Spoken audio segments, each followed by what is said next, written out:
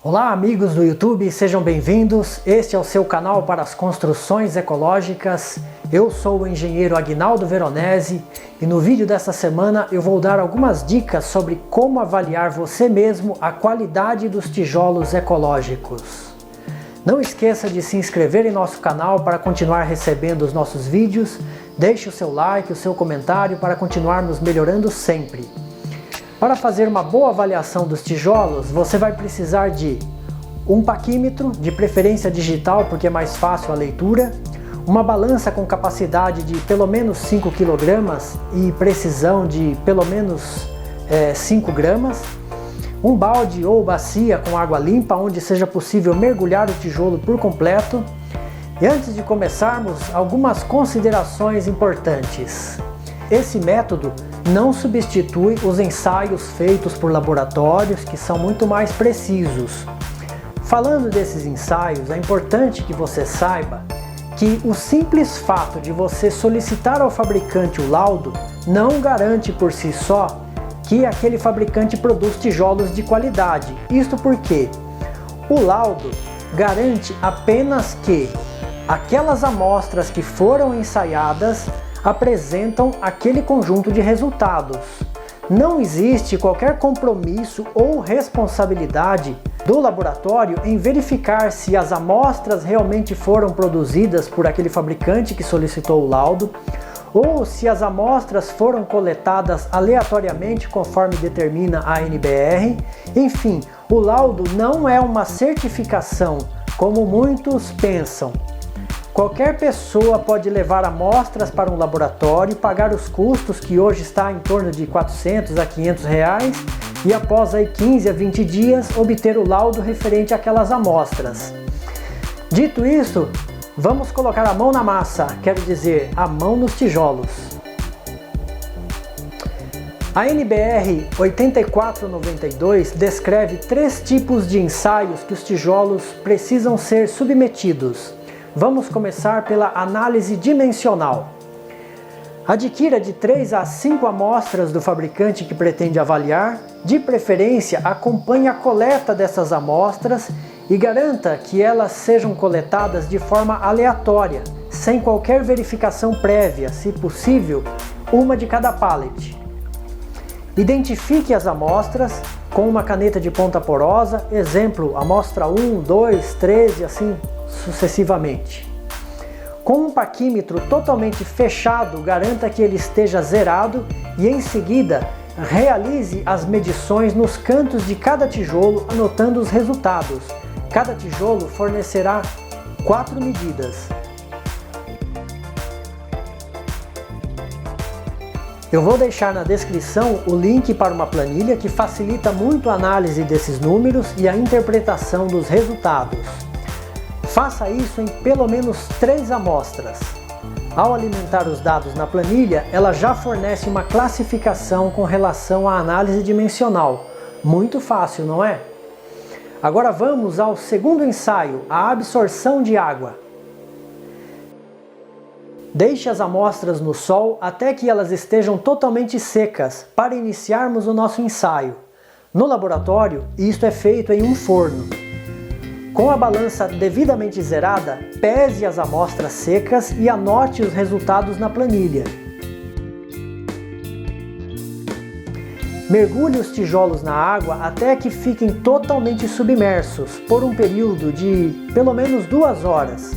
Se ficar mais tempo, não tem problema. O ideal é que perceba que já não existem mais bolhas de ar na água. Retire então os tijolos, pode secar superficialmente com um pano.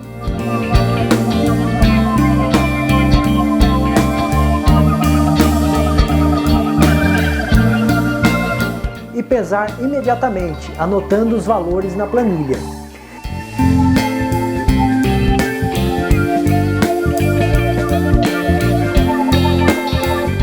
Veja abaixo o resultado em comparação aos valores determinados na NBR. Agora vamos à terceira e última etapa, a análise de resistência dos tijolos.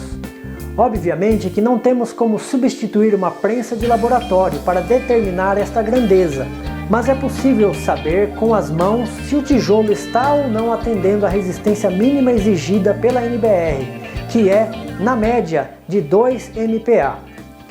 Só para que tenha uma ideia do que estamos falando, MPa é uma unidade de medida de pressão que equivale a Newton por metro quadrado. Então, temos uma força aplicada sobre uma determinada área. Num tijolo 12,5 por 25 centímetros, calculamos a área e temos 0,25 multiplicado por 0,125 é igual a 0,03125 metros quadrados. Então temos que 2 MPa é igual a força sobre 0,03125. Isolando a força F, temos 2, o M ali é de mega, de milhões, então fica 2 milhões de Newton por metro quadrado, multiplicado por 0,03125 metros quadrados. Então, metro quadrado com metro quadrado a gente corta e temos uma força de 62.500 newtons. Convertendo para quilograma-força, aproximadamente 6.371 kg-força. Então, para atender a norma, o tijolo precisa suportar um peso com massa de mais de 6,3 toneladas sobre ele, sem fraturar. Eu mostrei os cálculos aqui porque já vi muitas pessoas cometerem muitos enganos com esses números, inclusive em laudos de ensaio.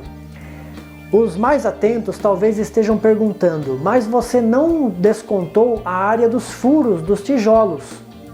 Eu também já caí nessa pegadinha. A norma pede para desconsiderar a área dos furos no cálculo, então deve ser desta forma mesmo. Mas vamos à prática.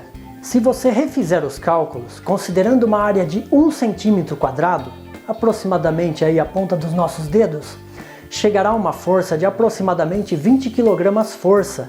Então você pode avaliar os tijolos tentando quebrar essa parte mais frágil do tijolo aqui, ó. Alguns chamam de pescoço, né? Ou macho, né? Como ele tem um encaixe macho e fêmea, tá? Seria essa parte aqui que é uma parte mais frágil do tijolo. Então, forçando essa parte aqui nesse sentido para fora, você pode exercer uma força aqui, ó. E essa força, o tijolo de qualidade ele não deve quebrar. Se você forçar e quebrar, é indício de que esse tijolo não passaria no teste de resistência, tá? Se você tiver tempo, depois de molhar os tijolos, deixe eles no sol para secar novamente, depois deixe na água por uma noite e repita esse ciclo umas 2 ou 3 vezes, de preferência com intervalos de 1 ou 2 semanas. Se o tijolo permanecer firme, não quebrar, nem trincar, nem esfarelar e não quebrar essa parte mais sensível nesse teste de resistência, significa que é sim um tijolo de qualidade. Eu já vi casos em que o tijolo passou no ensaio de laboratório, no teste de resistência, e após 20 a 30 dias começou a esfarelar e perdeu a resistência. Provavelmente, algum composto presente no solo que reagiu com o cimento e alterou as características. Por isso a recomendação de fazer um teste de prazo mais longo, como eu mencionei anteriormente. Afinal, estamos falando de uma edificação. Talvez a casa dos seus sonhos. Vale a pena o esforço, a dedicação e o tempo empregado nas avaliações. Muito obrigado por assistirem nosso vídeo, deixem seu comentário, seu like e até o próximo vídeo.